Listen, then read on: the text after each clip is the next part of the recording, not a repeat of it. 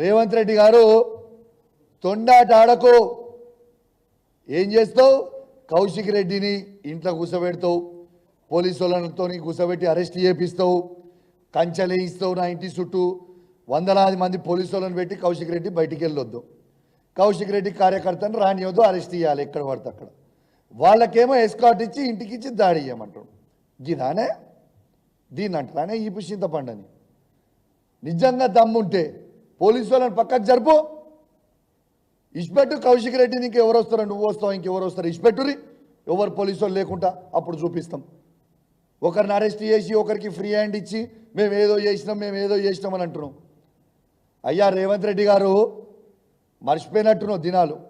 Vote note కేసులో నీ ఈపు చింతపండు అయింది, మర్చిపోయినావా?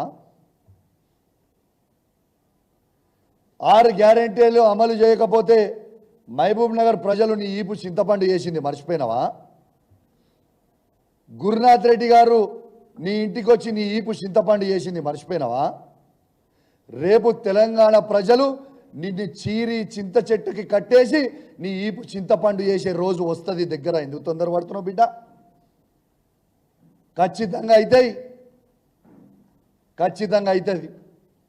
నువ్వు ఎన్ని చేసినా, ఎంత భయపట్టించినా, నువ్వు ఏమి చేసినా, నేను మాత్రం ఇంకేం చేస్తావు? ఎక్కువ హత్య చేయించే ప్రయత్నం చేసినావు, ఇంకా నన్ను హత్య చేయిస్తావు కావచ్చు. Yes, I'm ready to die for people of Telangana. బరాబర్ ఉన్నా. నువ్వు చంపితే చావడానికి నేను రెడీగా ఉన్నా. కానీ నీతో నీ ఎట్టు పరిస్థితుల కాంప్రమైజ్ అయ్యేదే ఉండదు. ఖచ్చితంగా నువ్వు ఏవైతే నీ హామీలు ఇచ్చినావో 6 గ్యారెంటీలు ఇస్తామని, ఆ 6 గ్యారెంటీలు ప్రజలకు ఇచ్చే వరకు నీ గుండెల్లో నిద్రపోతాడు కౌశిక్ రెడ్డి బిడ్డ, గుర్తుపెట్టుకో అని చెప్తా ఉన్నాను రేవంత్ రెడ్డికి. నేను ఆల్రెడీ చెప్పినా, నీ స్థాయి కేసీఆర్ గారి స్థాయి కాదు, కేటీఆర్ గారి స్థాయి కాదు, హరీష్ రావు గారి స్థాయి కాదు, ఆఖరికి నా స్థాయికి దిగిపోయినావు అని చెప్పిన. ఇవాళ నా స్థాయికి కూడా కాదు, చిల్లర వీధి రౌడీల స్థాయికి దిగిపోయినావు. నీ స్థాయి గాడికి అయిపోయింది మిస్టర్ రేవంత్ రెడ్డి గారు. నీకు నువ్వు బాగా గ్రేట్ అనుకుంటున్నావు. అధికార మదం కన్ను నెత్తికెక్కినాయి. నీ మదాన్ని ఖచ్చితంగా దించుతాం, ఏం ఫికర్ చేయకు బిడ్డ.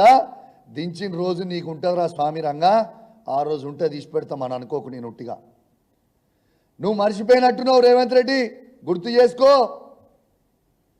నా ఇంటికి వచ్చి, నేను ఆ రోజు కాంగ్రెస్ పార్టీలో ఉన్నప్పుడు నువ్వు నా ఇంటికి వచ్చి నా కాళ్ళు మొక్కినావు, నేను నన్ను పిసిసి ప్రెసిడెంట్ చెయ్యి, దయచేసి సపోర్ట్ చెయ్యి అని చెప్పినావు. ఆ రోజు మర్చిపోయినావా బిడ్డ? ఆ రోజు నువ్వు నా కాళ్ళు మొక్కితే నిన్ను పిసిసి ప్రెసిడెంట్ అన్నాడు, నేను చేసిన.